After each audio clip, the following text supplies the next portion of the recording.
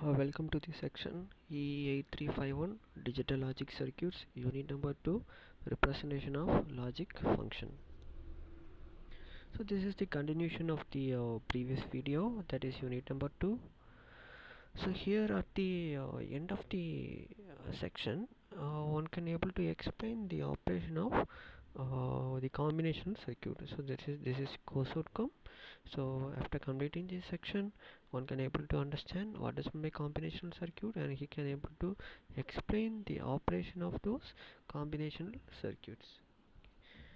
So today we are going to see the two forms, that is sum of product and product of sums. Okay, a boolean function is an algebraic form of boolean expression. A boolean function of n variables is represented by f of x1 comma x2 comma x3. By using boolean laws and theorems, we are going to simplify those boolean functions of the digital logic circuits. Okay, so here we have two different types of boolean function represented as follows: sum of product form, product of sum forms, and canonical forms. Okay, so these are the three different types of boolean functions represented in three different forms.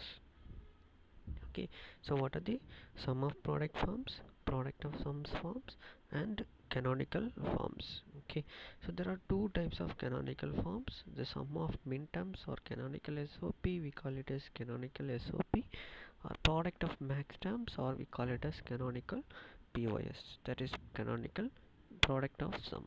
Okay, so boolean functions can be represented by using NAND gates and also by using K-map system. Okay, so here the boolean gates can be represented by using some, or by implementing some NAND gates in the circuit. We can able to create this canonical SOP and canonical POS, or we can use the K-map system for simplifying those circuits. Okay, so we can standardize the boolean expression by using two standard forms, that is sum of product form and product of sum forms. Okay, so standardization of boolean equations will make the implementation, evolution, and simplification easier and more systematic. So here the examples of sum of product term and product of sum form is given. So here the sum of product means the definition is a method for simplifying the boolean expressions of logic gates. So SOP form representation is most suitable to use sum in FPGA. Okay, so this sum of product form is very much suitable for FPGA circuit. So this is very important.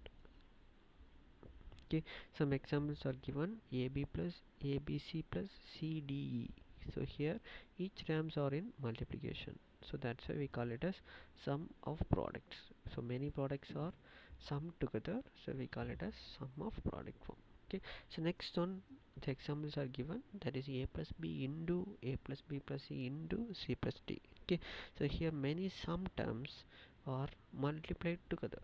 Okay, so that's why we call it as product of sum forms. Okay, so product of sum form can be obtained by writing an OR term for each input combination which produces low output, that is zero output. Writing the input variables if the value is 0, and write the complement of the variable if its value is 1. Okay, so those concept we will be using in the product of sum forms. Okay, so that's all about this section. Thank you.